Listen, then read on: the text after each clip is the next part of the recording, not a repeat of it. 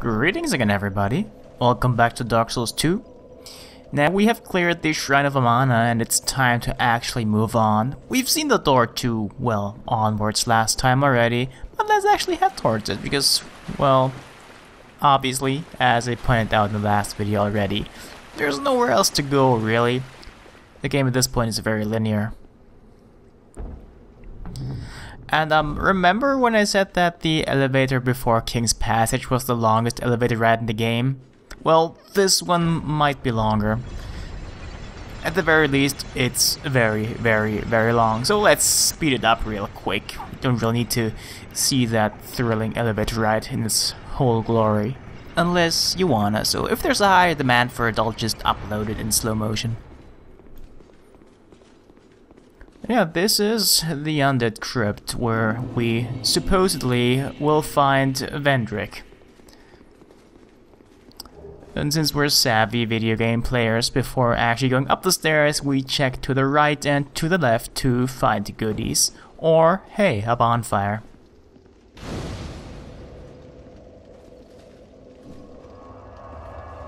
And let's switch to New Game Plus right away. We're wearing Wengarl's set except for the helmet and then some other variations, of course. For instance, we're not using any of Wengarl's weapons, but the red iron twin blade. Yeah, I decided to come back to twin blades one more time, because last time I used them I used the stone twin blade again, and it turned out to be not a very good idea. But hey, this one, I have to say actually, and I'm sorry to spoil it, is actually pretty good as far as I'm concerned. And that one hollow with a torch we just killed, you really wanna kill him? Just, you really want him? I'm gonna tell you why later, of course, when it comes up. But right now, we might as well have left him alive. On New Game Plus at least, I don't think there's anything that he can do. At least not until we've cleared this room. Those guys there we're shooting right now with the two huge ass shields. Those are only there in New Game Plus. In this room at least. There's some more later in this area that will be there on every single New Game iteration. They are not particularly difficult to fight, but they're pretty badass. They use two shields. I don't know what's not to love. You can actually get both of those shields. They're two unique shields. There's the left one, it's called, I don't know which one's which. They're called Reeves and Orma's shield, or Great Shield. And you can dual wield them if you want. I've never done so, but I might have to. And that part of my head is kind of the more, well, more difficult part of New Game Plus really, because that other shield guy blocks the path up there, so I can't really go in close. I could, I suppose, and in fact I will, but I will first have to aggro that guy to make that possible. Because those guys up there, they take a surprising amount of hits. Even with fire damage, which, logically at least, it seems that it should be good against dark. And those guys seem very dark. Then again, we don't know that yet, but they also use pyromancy. So there's that. And miracles. Those fuckers are really versatile.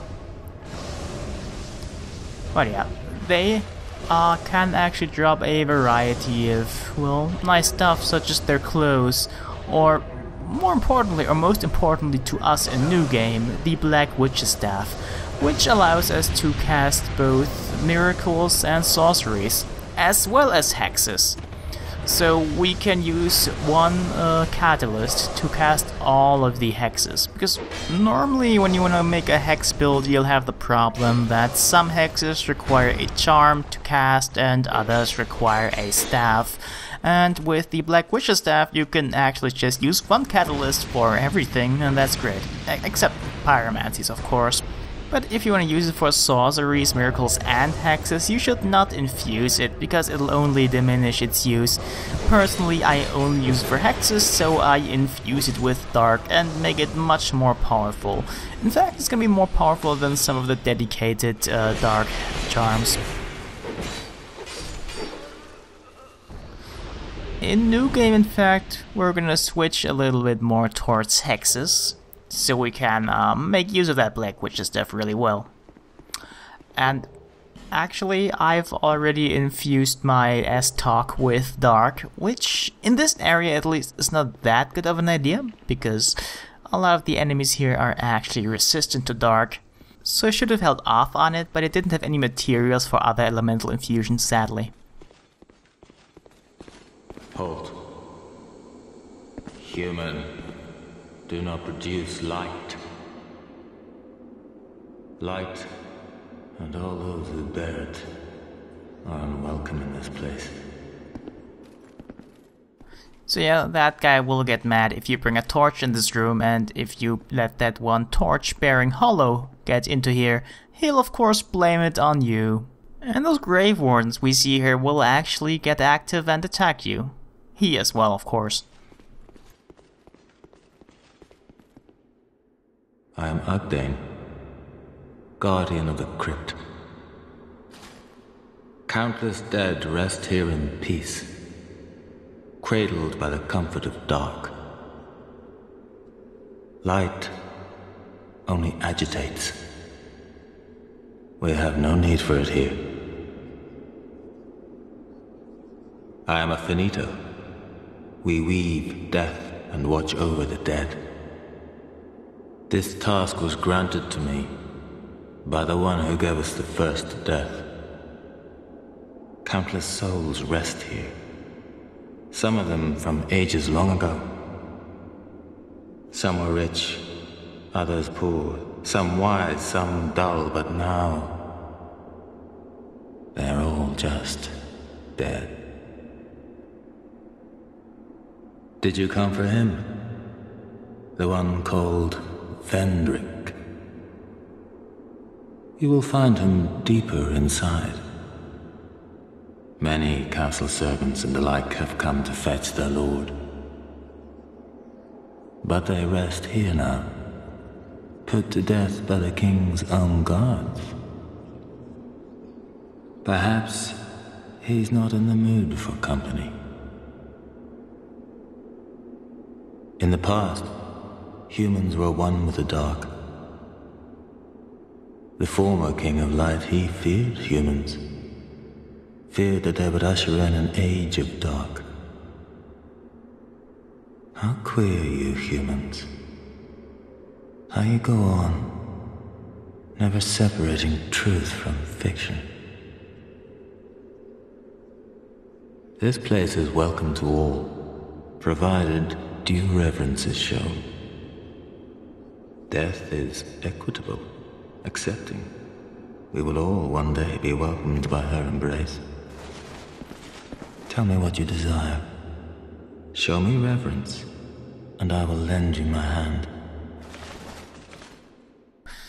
So Agdayne here is a rather interesting fellow. He called himself a finito.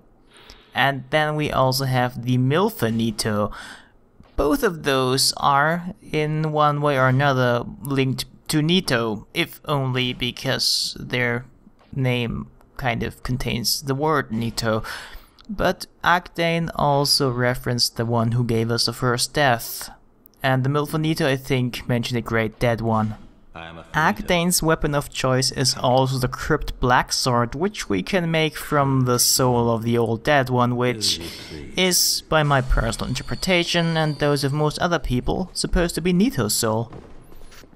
Right up there ahead is light again, so we can only not bring torches into that room with Agdayne. And right down there? Yeah, there's floor, we can go down there.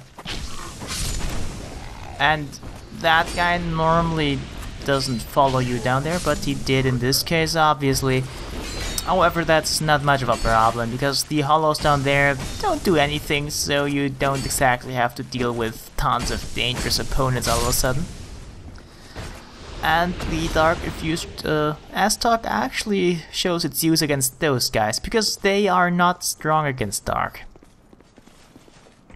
And this, of course, is a optional side path. Like, they don't expect to drop down into a spot that's potentially deadly. I mean, I wouldn't put it beyond Dark Souls, but not in this case. They actually just expect you to go the obvious path and go up here to find something rather peculiar, the Crushed Eye Orb. Let's just say it's kind of similar to the item that we used in Dark Souls to invade the world of Lautrec, who killed a firekeeper and we wanted to avenge her. In this case, we're not gonna invade the world of Lautrec though, but of someone different, and we're gonna do that in due time. This fog gate, we're not actually gonna enter it from this side, but from the other side, because there's another hidden path here. You act exactly the same way as the other one. And this down here is something not that many people actually know about because it's not really obvious. But what you're supposed to do here is you bring a torch and then you light that thing here on fire. It's not gonna do anything that's advantageous to us gameplay wise, but it lights up the place a little bit. Yeah, light only agitates, Agdayne said, but I think it's actually quite nice to have a little bright up here. And yeah, we're now going to circle around to the other side of that fog gate. It's not really a detour we're going here. We're pretty much already where we want to be. Because down there is a bonfire, and had we gone through that fog gate, we would have ended up just in that room, right before that bonfire.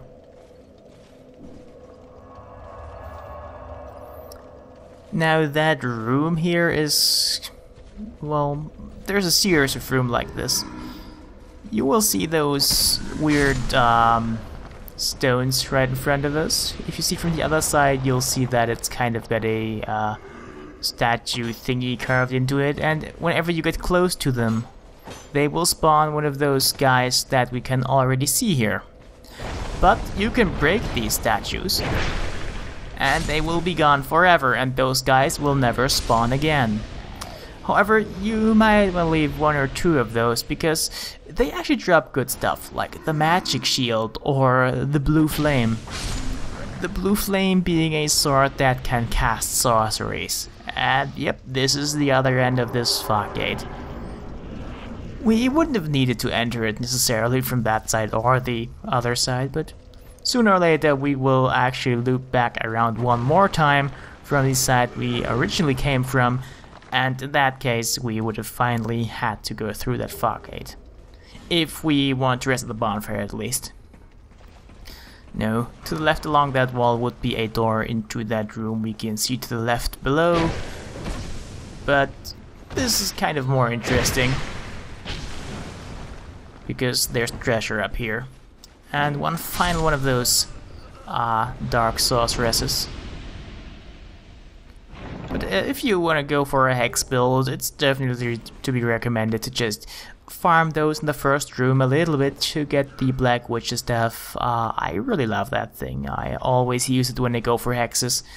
It might not be as strong as the strongest possible catalysts for hexes, but you're much more versatile. You don't have to switch catalysts all the time. And those guys, by the way, are deceivingly powerful. They can cast a variety of pyromancies and also use their sword, which of course is gonna probably kill you. At least it did kill me on New Game Plus Plus, but on New Game Plus Plus I have to say it's kind of an exception anyway, because they do a lot more damage there. And hey, look at that, the Nameless Usurper is back. Last time she invaded us in Dranglake Castle. Now she's back for some more. Let's make short work of her. At least reasonably short work. Maybe I should have brought Dark Weapon with me so I could enchant, or rather buff, my weapon with Dark even further to make it more powerful. And then again, as I said, in this area it's not really that useful. And those wall ghosts are kind of dicks, but they can't really move, so they're not too much of a problem. But on New Game Plus, there's kind of more in this area. And hey, look at this, a hidden door with yet more of those guys. But oh well. This room actually is a weapon that, when the game was initially released, caused a lot of players a lot of grief because it was kind of abused in PvP. If you infused it with Mundane, it was really powerful. The Javelin. This is a returning weapon from Dark Souls, but in Dark Souls it was, I wouldn't say harder to find, but it was about as hard to get to. Rather, it was harder to get to, definitely. But yeah, the Javelin is a crossbow that shoots short bursts of bolts, 3 at a time, which makes it pretty useful, actually. You can even power stance it, and that's where it was really useful or abused in PvP in the earlier stages of the game. I haven't seen it in a while. It's been nerfed, probably. I never really used it that much, aside from PvE and for the Lost Sinner fight you saw me use it. I think it was even Mundane back then, but Mundane was already nerfed at that point, so yeah. But yeah. This is the part where those guys show up in New Game, and if you want their shields, this is probably the best way to get them. Because in New Game Plus, they don't respawn. Well, those do, but the other ones in the first room, they don't. And this room down there is... I don't want to call it bullshit, because it's not that bad, but I have yet to find a trick to it. You see, there's plenty of those statues. You see there's a bell there. You might be tempted to ring it. Don't do that. But eventually the enemies will do it for you. And we'll see what happens when that bell gets rung. And there's actually more than one bell. Oh shit, there it happened. You can already see it, but more of those guys spawn. So you will want to destroy as many of those statues as possible before the bell gets rung, so those guys don't spawn. Otherwise, this will happen, or in this case rather, it was my own stupidity, because one single one of those guys actually killed me. But hey, let's try again. This time, maybe a little more careful. You don't have to do this, of course. You could just run right to the exit of this room and don't have to deal with any of this. But there's a couple goodies in here and I'll want to get them. In fact, I'm gonna spoil it right here, right now. I even found something that I did not know was there. But yeah, we have to deal with a couple of those guys now. It's kind of one of those cases where you have to kite them. It's much better to prioritize destroying those statues in case we die again. We could just come back here and not have to deal with any of them. Because, as I already said, when those statues are gone, they never return and those guys will not spawn again. Otherwise, they'll spawn infinitely. And they really should use the heavy attack of the Aztok. It's kind of a sweep, but I'm more used to the Rapier's moveset, which does not have a heavy attack in the traditional sense, but instead parries. And the parry of the Rapier and the Espadaro parry, which have the same moveset, is kind of limited in its use, and that it decreases durability when it's used. It's kind of weird. I used it to practice parrying once, and yeah, I noticed that Rapier broke really quickly that way. Okay, so we died, but it's not too bad because we already cleared the room except for that one statue here, which is hidden in this little niche. And now we're done. Those bells don't bother us anymore. We can now just collect everything in here in peace. Well, those hollows will spawn infinitely as well. They'll just come out of the ground. I don't think there's a limit to their spawning, like ever. But hey, there's actually a really subtle hint we just walked past for a hidden door on the wall. It's the one thing that I said I did not know was there. I did definitely collect it at one point or another before that, but I forgot it's there. And thanks to that item on the floor, I found it. And I don't know why they make us find that hidden door and use a Pharaoh's contraption, but okay, I'm not gonna complain here. All it really does is seem needlessly complicated, I think. But yeah. Let's go reap our rewards. If it's hidden that well, it has to be good, right? Well, you see, if it were good, I'd probably know that it's there, or I would have known that it's there, because this is Olmford's staff, and it's kind of not very useful. It's pretty bad as far as I can tell. What I kind of appreciate though is the fact that there's another Great Lightning Spear. We can definitely use that, because Great Lightning Spear and Lightning Spear have the same amounts of casts and require the same amounts of spell slots, but do more damage, so they're definitely better. And we're gonna switch to a second Great Lightning Spear as soon as we get the chance to. Okay, now we've looped back around. This is one of the few areas with actual shortcuts that matter. All that's left now is to basically head for the boss, which isn't far from here. In fact, it's right down there. We could have gone the opposite direction and ignored that lever and not have that shortcut. But it's definitely better to have that shortcut, really.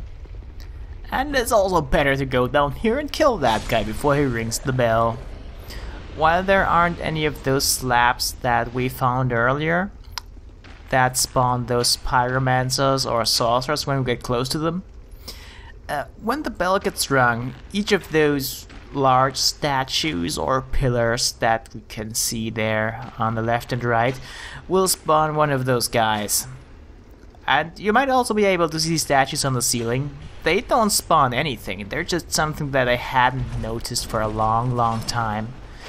It's only recently being pointed out to me in the Dark Souls thread on SA. So yeah, there's that. Interesting little detail. I don't know if there's any significance to those statues there, they're just kinda cool. And this is one of the shittier boss runs, as far as I'm concerned, because there's tons of those enemies. You can run past them, but if you run past them, you kind of have to herd them away from the fog gate, so you can get through it without being attacked by them. Other than that, it's not too bad anyway, because those guys are not hard to fight. It's just that the Twin Blade doesn't really have that good of a backstab bonus. It is a good weapon though, I have to say that, as opposed to the Stone Twin Blade, which I really could not get used to. This one is also one that scales with strength, and it actually has a decent attack rating.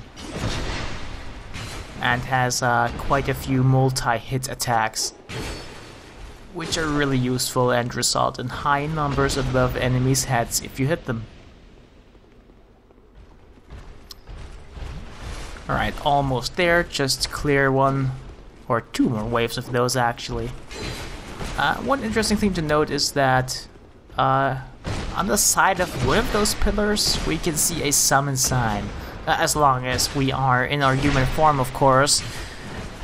With it we can summon Agdayne. And summoning him there is how we know that he's using the Crypt Black Sword. Though I suppose if we brought a torch into his room or attacked him, he would also show us that he's in fact using the Crypt Black Sword. This hallway is really annoying to me personally, because it takes very long to clear, and if you don't know about the guy by the bell under the stairs, you're gonna have a pretty rough time here. Though I have to say, it's fun to be invaded here and use the Seed of the Tree of Giants, which actually makes all the enemies hostile to invaders, and then have them ring the bell, because they always think they're really clever when they do it. But they'll have to deal with them as well, which will probably result in you just killing that invader. Or rather, the enemies do it for you. I have never invaded anyone and had a seed of the Tree of Giants used against me though, so I don't know if there's any kind of message you get if that happens, but I don't think so. It's just something you can use to have a little bit of fun with people occasionally. But yeah, there, finally. We're now good to go to the boss room. Now let's just prepare real quick by buffing our weapon for a little bit of extra damage. Always a good idea to maximize damage output when entering a boss room.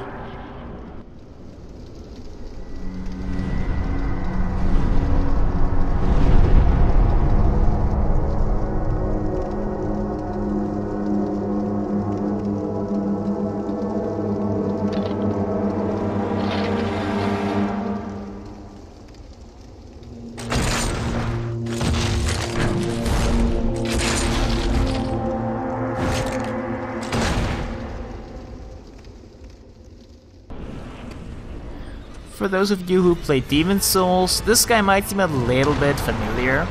He's not straight out ripped from Demon Souls, but he looks a little similar to a little character called Garl Vinland, who was part of my favorite quote-unquote boss fight.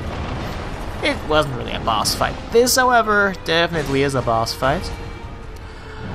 It's pretty fun actually, but Velstadt hits pretty damn hard.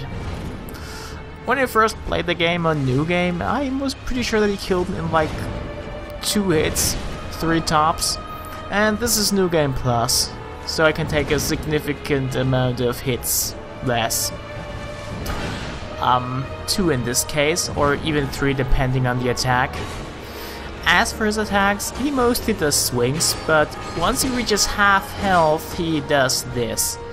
It's a good opportunity to actually hit him a couple times. Use your most powerful attacks. In this case, Great Combustion is a good choice. Combustion in general is a good spell. A lot of people don't like it, but they make the mistake of using it like a pyromancy rather than a melee weapon, which is what it essentially is. Just look at that. It does pretty decent damage. In our case, it's not so good, but oh crap, Chaos Storm. That wasn't even intentional. And it almost got us killed. Yeah, this is what happens if you don't pay attention to the spells you have brought with you or you have currently active. Haha. Oh well. Oh yeah. Once you reach the halfway point of the fight and he powers up, he gets this darkish glow and is a little more powerful. But he's not really different altogether. I think he gets a couple more ways to combo his attacks, as well as this attack here, which shoots some dark magic. But you don't need to worry about it too much. It's not like this mode of attack gets switched up considerably like that of a particular DLC boss we're gonna see later, of course. Meanwhile, Velstadt is pretty much dead.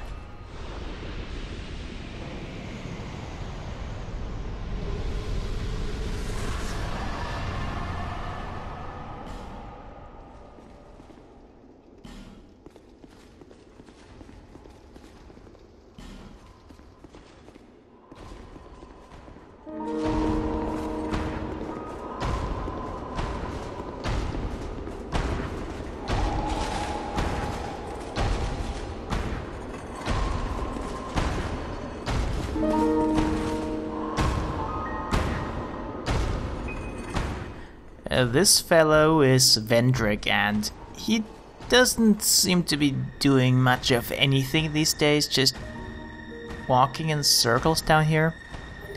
Not even taking his stuff elicits any form of response from him. This ring, though, is the sole reason we came for, because it allows us to enter a couple new areas. But now there's nothing left to do for us but leave, actually. And look at this, the Herald has shown up. This ring is the symbol of the king. Use it to gain passage. through the King's Gate and venture to the far east. Bearer of the curse, if you are to be the next monarch, then one day you will walk those grounds without really knowing why.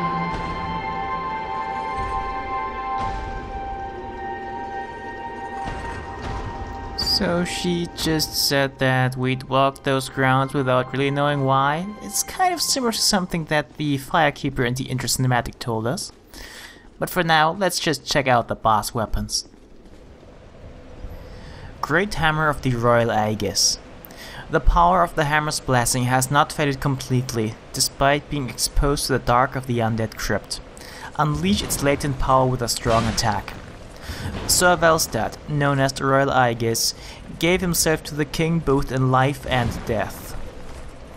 So the Sacred Chime Hammer is a great hammer type weapon. It does what you expect of a great hammer. It has a moveset though that's more wide swings rather than overhead swings. And it has a strong attack that shoots dark magic at enemies. Let's look at it in action. This, once more of course, is at the level of a new game +6. So, those guys take a significant amount of damage more than we'd be used to. Then again, the first increment from New Game to New Game Plus is the biggest. And I think it only goes up to +9 or +7. So they're almost at their full power. Yeah, this weapon, it has a decent moveset as far as I can tell. It seems useful. The problem with these wide swings really is that they can sometimes just get blocked off by walls or other objects. And that magic attack it has is kind of a little bit hard to use. It has a minimum range, so to speak, which means that you can't really use it if an enemy is too close. I mean, just look at that whiff completely. But used right, I suppose, and once you get used to it, it's a little more useful. Still, I don't see many people use that weapon. And I don't think it's worth it to upgrade it using the very, very rare Dragon Bones, or rather Petrified Dragon Bones. But hey, let's at least get some mileage out of the magic attack. There, that worked.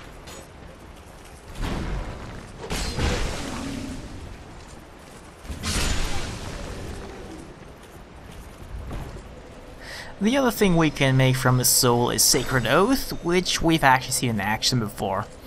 It raises our physical attack and defense greatly enough to make a difference. And it will actually come in quite handy by making us take one hit less. This is kind of the stuff you need to look out for.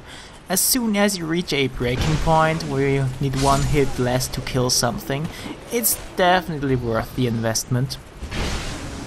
In case of bosses which have much more health, this is something that you can't really measure that easily, but it's usually more pronounced when fighting bosses, because you have a lot of health and the amount of damage you do extra stacks up.